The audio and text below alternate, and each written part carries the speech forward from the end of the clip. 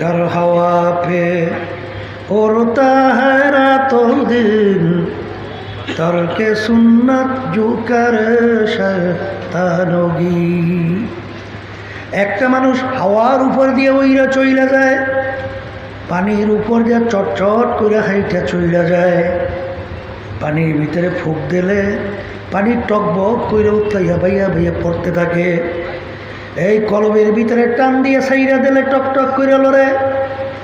ওর ভিতরে যদি সুন্নাত না থাকে ও আল্লাহর অলি তো দূরের কথা, ও একটা শয়তানের সাগরে। কথা ঠিক না ভাই? ঠিক। একদল বাইরে এসে পীরের কাছে যাও, পাইছো কি? বলে তাকি বলে আমি যখন আমার বাবার কাছে গেছি, বাবার কাছে যাওয়ার পর আমার কলমের ভিতরে বাবা আঙ্গুল দিয়ে একটা টান দিয়ে দিচ্ছে। এখন দেখো আমার কলমটা কেমন ঠক ঠক ঠক ঠক ঠক করে চালু হয়ে গেছে। কলম কি হয়ে গেছে? এই কবরের যাত্রীরা, এই কলম যদি ঠক ঠক করি চালু না হয়ে না লড়ে, এই জন্য কোরআন বা হাদিস অনুযায়ী এই গুনাহ কি কোনো গুনাহ আছে? আচ্ছা, কলম চালাই গেলে বেহেশতের কোনো সুসংবাদ কোরআন হাদিসে পাইছেন?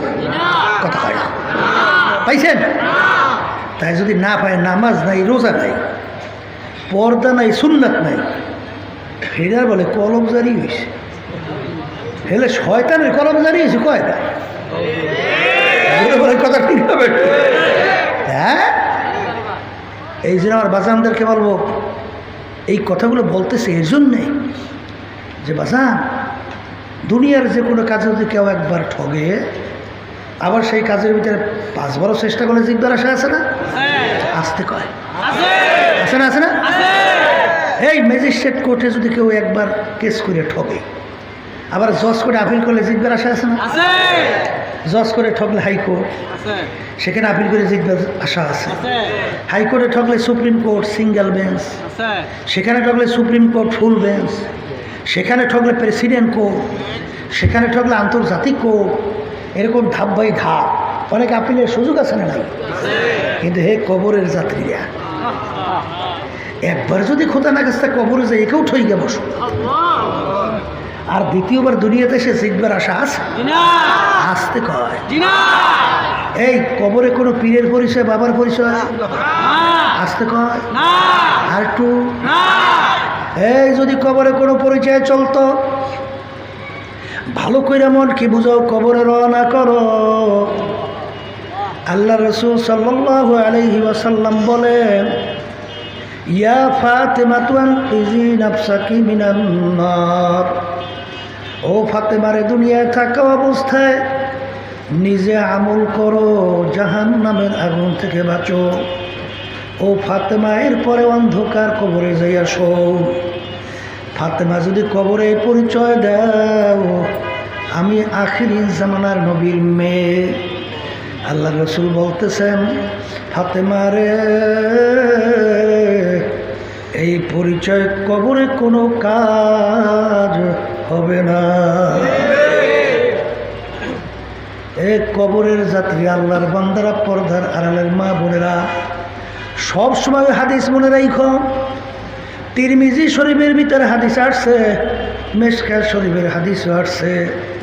আল্লাহ রাসূল সাল্লাল্লাহু আলাইহি ওয়াসাল্লাম বলেন, আমার আগের নবী উম্মতদের 71-72 দল ছিল, আমার উম্মতদের ভিতরে 73টা দল হবে।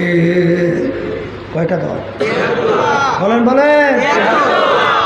হে কবরের যাত্রীরা, ভালো কইরা বুঝো, আল্লাহর রাসূল বলেন আমার উম্মতের ভিতরে 73 দল হবে।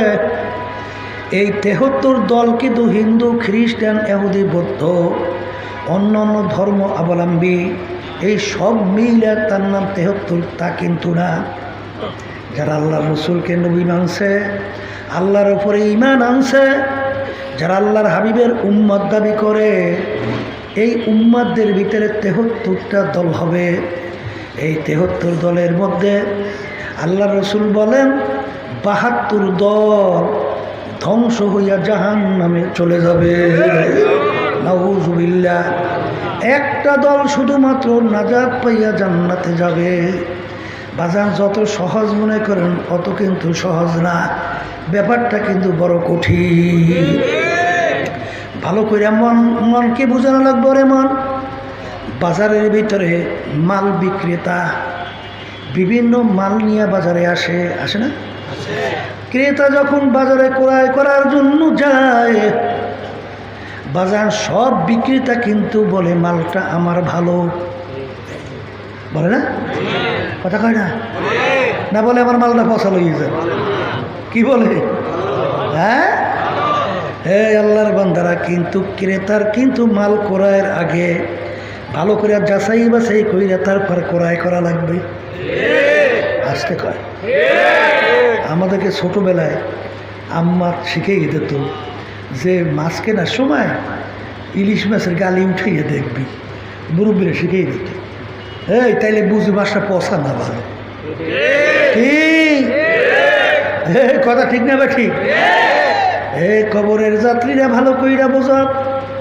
আল্লাহ রাসূল সাল্লাল্লাহু আলাইহি ওয়াসাল্লাম বলছেন, আমার উম্মতে ৭৩ দল হবে, এর ভিতরে ৭২ দল ধ্বংসপ্রাপ্ত জাহান্নামী, একটা দল শুধুমাত্র নাজি জান্নাতি। সাহাবা একরাম প্রশ্ন করলেন, ইয়া রাসূলুল্লাহ, ইয়া হাবিবাল্লাহ, একটা দল নাজাত পেয়ে জান্নাতে যাবে, সেই দলটার পরিচয় কি? আল্লাহ রাসূল সাল্লাল্লাহু আলাইহি ওয়াসাল্লাম পরিষ্কার হাদিসের ভিতরে পরিচয় দেয়, মা আনা আলাইহি ওয়া আসহাবি, আমি এবং আমার সাহাবারা যেই পথ, যেই মত, যেই নীতি আদর্শ সূরাত সিরাত আকীদা আছি, যারা এই নিয়মে থাকবে তারাই নাজাত পাইয়া জান্নাতে চলে যাবে। কবরের যাত্রীরা ভালো কইরা পরীক্ষা নিরীক্ষা কইরা পথ চলা লাগবে, কারণ একবার যদি কেউ ফেল করো আর দ্বিতীয়বার কিন্তু পাশ করার আশা নাই রে বাজার। এই যে আমার বাজানদেরকে বলবো, পর্দালে মা বোনদেরকে বলবো, আর আল্লাহর কাছে সবসময় দোয়া করা লাগবে, মালিক আপনি আমাকে সহি রাস্তা চেনায়া দেন, সহি রাস্তায় চলার তৌফিক দান করেন। কি কি দোয়া করা লাগবে না? দোয়া করা লাগবে না? দোয়া যদি করার মতো করা যায়, আল্লাহ রাব্বুল আলামিন তোমাকে পথ দেখাবার ব্যবস্থা করে দেবে।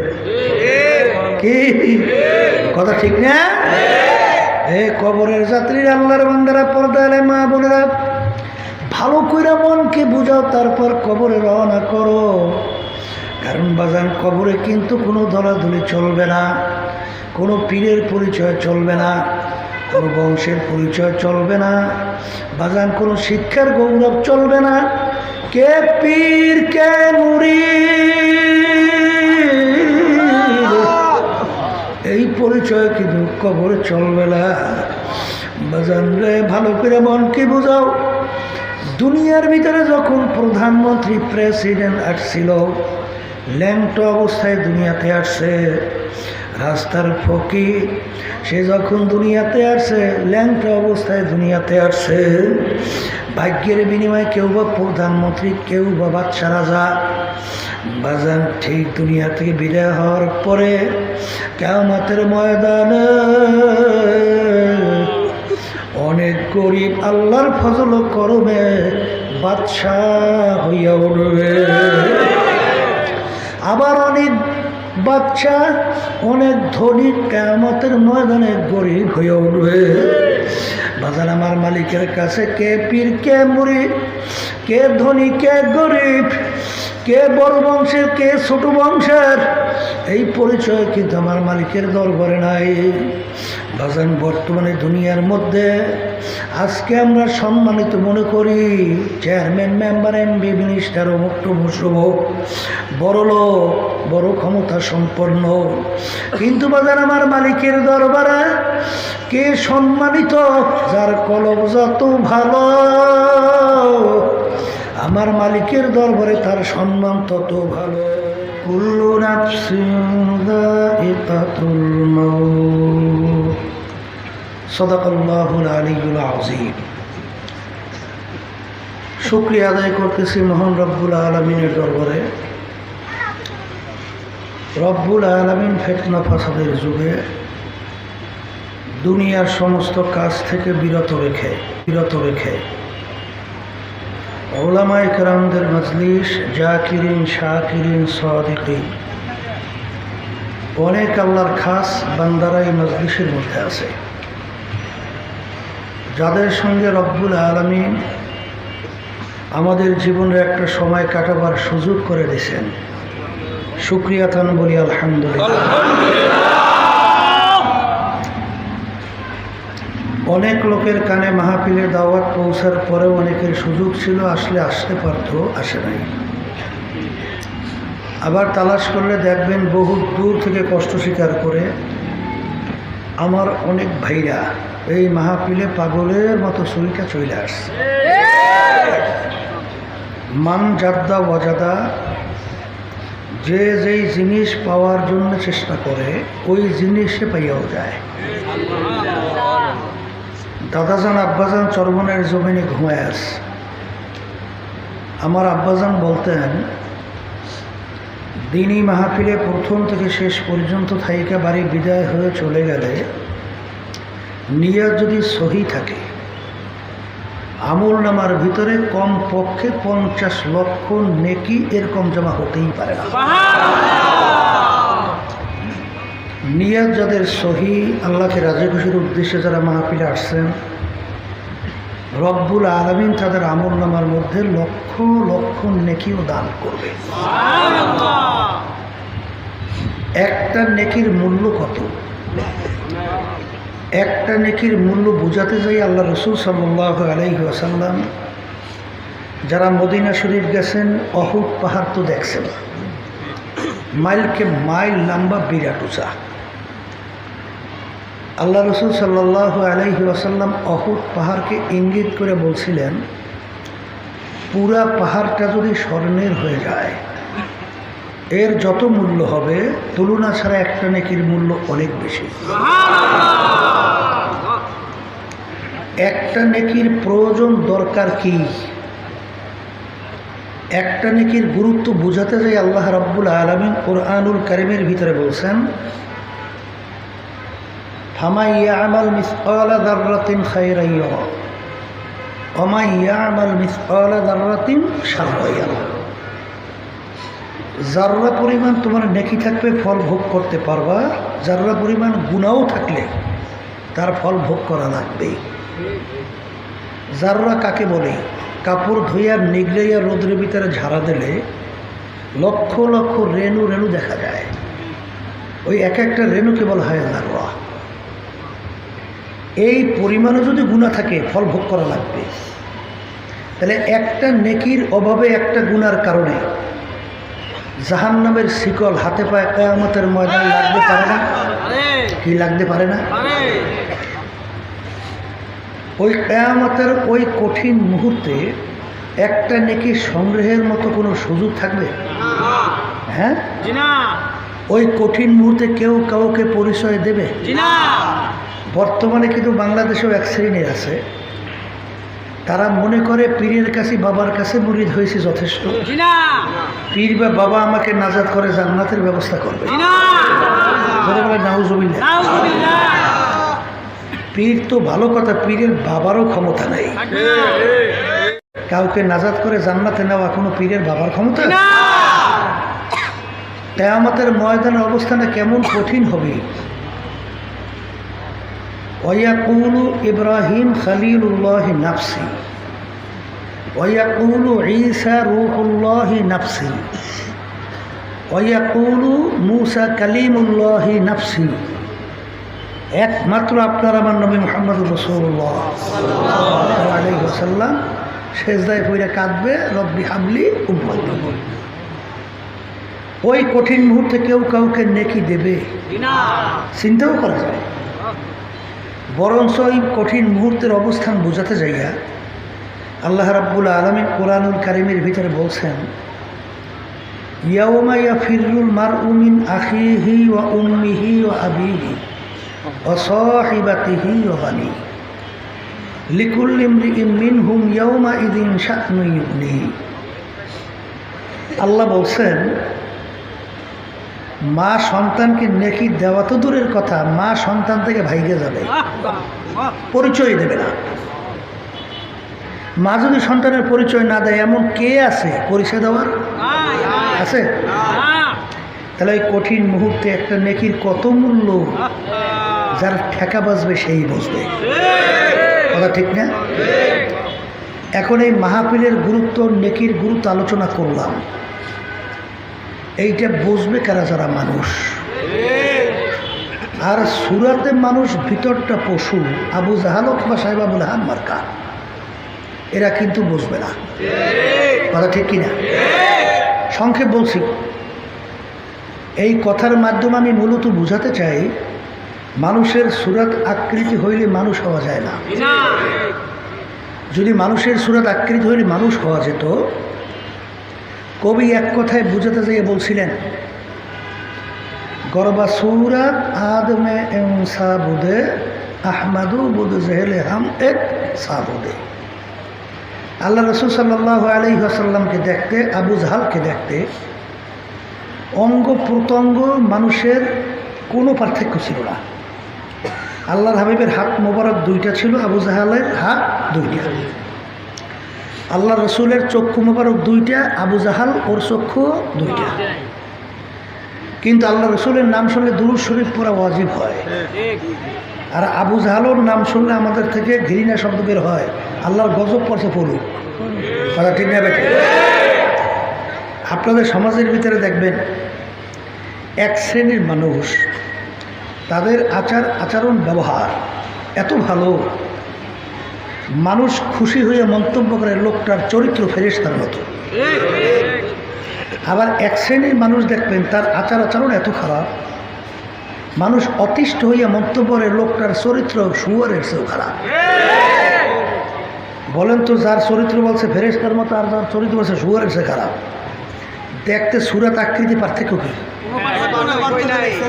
অঙ্গ প্রত্যঙ্গে পার্থক্য কি? হ্যাঁ? তাহলে কোন জায়গায় যেন একটা পার্থক্য আছে? কথা বলে না, কোন জায়গায় যেন একটা পার্থক্য? সেই পার্থক্যটা বুঝাবার জন্য, বুঝবার জন্য মাহফিল। কথা ঠিক কিনা? আল্লাহ রসুল সাল্লাল্লাহু আলাইহি ওয়াসাল্লাম মানুষ কাকে বলে বলতেছেন, আলা ওয়া ইন্না ফিল জাসাদি মুদগাহ ইদা সলুহা সলুহাল জাসাদু কুল্লু ওয়া ইদা ফাসাদাত ফাসাদাল জাসাদু কুল্লুহু আলা ওয়াহিয়াল কলব।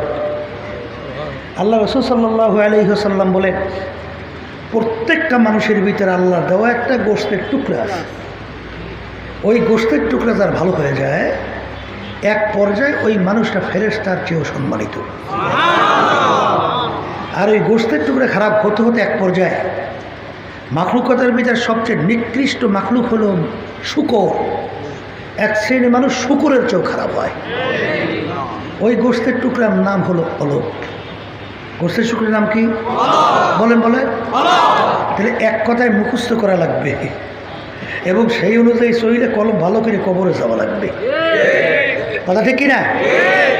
এই আল্লাহর বান্দারা, পর্দা আলাই মা বোনেরা, যারা বেহেশতে যাইতে চান, কলম ভালো না করে আল্লাহর কাছে হাজির করে বেহেশতে যাওয়া যাবে?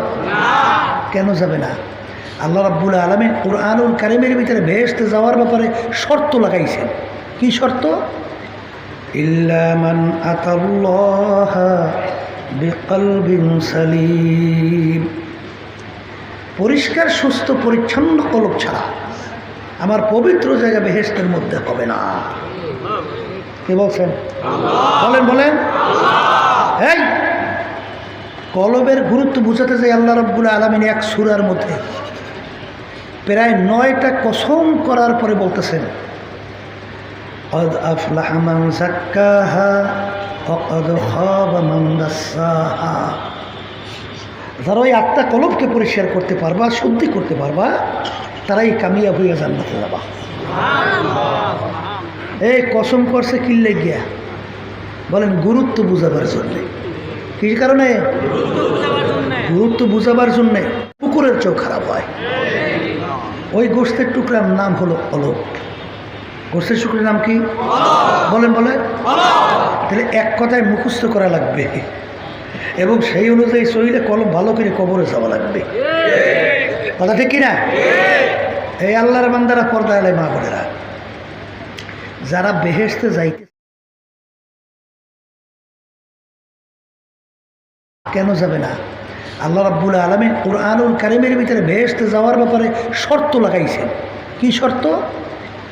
ইল্লা মান আতাল্লাহা বিকলবিন সালিম, পরিষ্কার সুস্থ পরিচ্ছন্ন কলব ছাড়া আমার পবিত্র জায়গা বেহেশতের মধ্যে হবে না। কি বলছেন? বলেন বলেন। এই কলবের গুরুত্ব বুঝাতে চাই আল্লাহ রাব্বুল আলামিন এক সূরার মধ্যে প্রায় 9টা কসম করার পরে বলতেছেন, قد أفلح من زكاها وقد خاب من دساها। যারা ওই 8টা কলবকে পরিষ্কার করতে পারবা, শুদ্ধি করতে পারবা, তারাই কামিয়াব হইয়া জান্নাতে যাবা। এই কসম করছে কিল্লে গিয়া? বলেন গুরুত্ব বুঝাবার জন্যে। কি কারণে? গুরুত্ব বুঝাবার জন্যে, যে কলবকে পরিষ্কার করার পর আমার কাছে আসো। আল্লাহ রাব্বুল আলামিন তার রাসূলকে দুনিয়াতে পাঠাইছেন। পাঠানোর কারণ আছে না? কারণের ভিতরে একটা কারণ হলো ইয়াতলু আলাইহিম আয়াতিহি ওয়া ইউযাক্কিহিম ওয়া ইউআল্লিমুহুমুল কিতাবা ওয়াল হিকমা। আল্লাহ রাব্বুল আলামিন বলেন, আমার রাসূলকে যে আমি দুনিয়াতে পাঠাইছি, পাঠানোর কারণের ভিতরে একটা কারণ হলো আমার রাসূল তার উম্মতদের আত্মশুদ্ধি করাইবে। কি শুদ্ধি করাইবে? তাহলে আত্মশুদ্ধি কিন্তু ফরজ। আত্মশুদ্ধি কি? বলেন বলেন বলেন। এ আল্লাহর বান্দারা, মানুষ হিসেবে আল্লাহর কাছে পরিচয় দিতে হইলে, সম্মানিত হতে হলে আত্মশুদ্ধি ছাড়া আল্লাহর কাছে সম্মানিত হওয়া যায় না। কথা ঠিক কিনা? এখন বলতে পারেন, হুজুর কলব পরিষ্কার করে কেমনে, আর পুরো কলবের রোগটাই বা কি? কথা ঠিক না? এই কলবের উল্লেখযোগ্য 10টা রোগ আছে। কয়টা রোগ? কয়টা উল্লেখযোগ্য? এর ভিতরে একটা রোগের নাম হলো তাকাব্বুর। অর্থকান্ত কি? অর্থ হলো আমি ভালো, আমি বড়। আমি ভালো, আমি বড়। এই আল্লাহর বান্দারা, হাদিসের ভিতরে আসছে আলো কেব্র হৃদয়। আল্লাহ বলতেছেন তাকাব্বুরি হলো আমার খাস পোশাক। যে নাকি তাকাব্বুরি করবে, আমার গুণ, আমার সেবাদ, আমার পোশাক টাইনে ওর গায়ে লাগাইতে চায়। তোরে কেন নাউজুবিল্লাহ। হাদিসের ভিতরে আল্লাহ রাসূল সাল্লাল্লাহু আলাইহি ওয়াসাল্লাম বলেন, যার ভিতরে যাররা পরিমাণ তাকাব্বুরি থাকবে, সে বেহেশতের ঘেরানো পাবে না। ইবলিস শয়তানের নাম শুনছেন? এই ইবাদত করতে করতে শোনেন নাই? বেদায়েতিরা বলে যে জমিনের ভিতরে সেজদা দেব কিভাবে? বলে তাকি। বলে জমিনের এমন কোনো জায়গা নাই যেই জায়গায় মালউন ইবলিস সেজদা দেয় নাই। তাই মালউন ইবলিস সেজদা দিয়েছে, জায়গা না পকিয়ে গেছে। এ কপাল পোড়ার দল। ইবলিস যখন সেজদা দিয়েছে তখন কেউ মালউন হয়েছে? তখন অভিশপ্ত হয়েছে? তখন তো আল্লাহর নৈকট্যে ফেরেশতা ছিল। কথা পায় না। এরপরে আমার বাজানদেরকে বলবো, কত বড় ধোকাবাজি, কেমনি নামাজ থেকে ফিরাইবে মানুষকে। এরপরে আবার আর একটা বের করছে, দিলের পর্দা বড় পর্দা, বাইরের পর্দা উঠাও রে। বলে নাউজুবিল্লাহ। বুঝেন তো শয়তানি? বুঝেন তো? আবার শুনছেন না হাদিসের ভিতরে আল্লাহ রাসূল সাল্লাল্লাহু আলাইহি ওয়াসাল্লাম বলছেন যে তেল ঠিক করে এরকম 2 রাকাত নামাজ যদি করা যায়, তাকবীরে তাহরিমা থেকে শুরু করে সালাম ফিরিয়ে পর্যন্ত দিল আল্লাহমুখী হয়ে থাকবে, অন্য মুখ ঘুরবে না। মুহূর্তের জন্য যদি এরকম ঘটনা না হয়, এরকম 2 রাকাত নামাজ ওয়াজিব, জাহান্নাম হারাম। এখন ওরা বলতেছে তাইলে এই কথার মাধ্যমে বুঝে যে আগে দিল ঠিক করো, এরপর নামাজ পড়ো। কথা বুঝছে? শয়তানকে বুদ্ধি বুঝছে? আল্লাহর বান্দারা, ওরা গাছের গোড়া দিয়ে উঠবে না, মাথা দিয়ে উঠবে। গাছে কোনোদিন মাথা দিয়ে ওঠা যায়? কোন দিয়ে ওঠা লাগে? গোড়া দিয়ে ওঠা লাগে। গ্রামে একটা কথা আছে, বুঝছেন, সেখানে শুনে এই লঞ্চের ভিতরে বাসের ভিতরে লোক যাইতে আছে, একজনে পেপার পড়তেছে, সর করে পেপার পড়তে আছে, আর একজন পাশে মূর্খ, ও পেপার পড়তে জানে না, পড়াশোনা জানে না। এখনও বলতেছে, ভাই আপনি যে সর করে পেপার পড়েন, আমি তো এরকম পড়তে পারি না। ব্যাপার কি ভাই? চেষ্টা তো করলাম। বলে, ওরে বেটা, আমার মতো পেপার যদি পড়তে চাও তাহলে পড়ো, সরে অ, সরে আ, রস্বই, দীর্ঘই, ক খ গ, এইটা পড়ো। এখনো সরে রস্বই, দীর্ঘই, ক খ গ পড়ছে।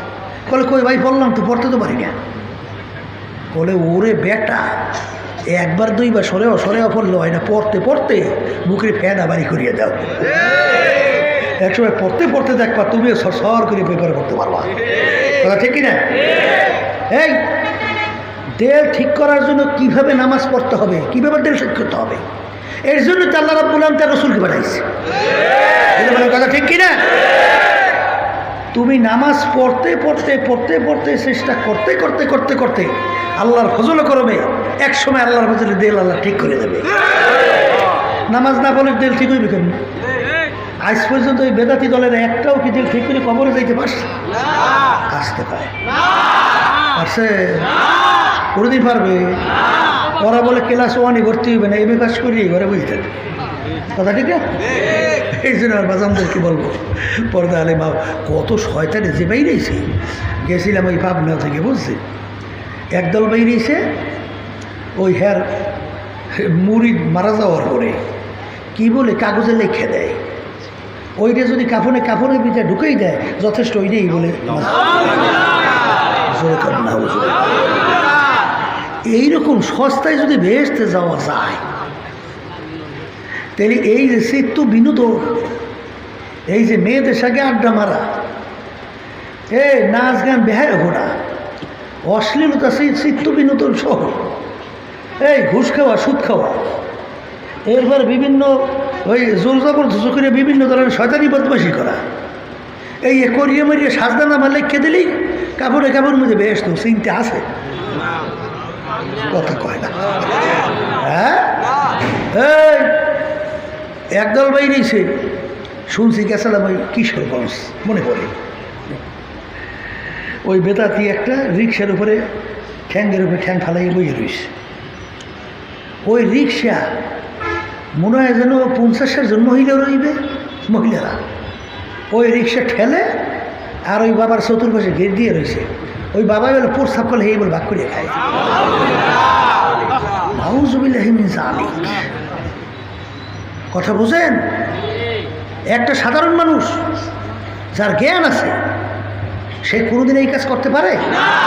তাহলে ওই কাজটা করে কা? বস্তু আবার সাধারণ জ্ঞানটা নাই। তা কি হয়েছে?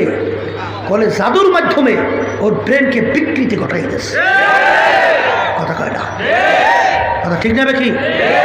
এই জন্য হাকিমুল উম্মাদ আশরাফ আলী থানভী রহমাতুল্লাহি আলাইহি তিনি লেখছেন যে যখন দেখবা একটা লোক পীর দাবি করে, অলি দাবি করে, অনেক বিরাট শায়েখ দাবি করে, ওর ভিতরে যদি সুন্নাত না থাকে, ও অলি তো দূরের কথা, ও একটা শয়তানের সাগরিদ।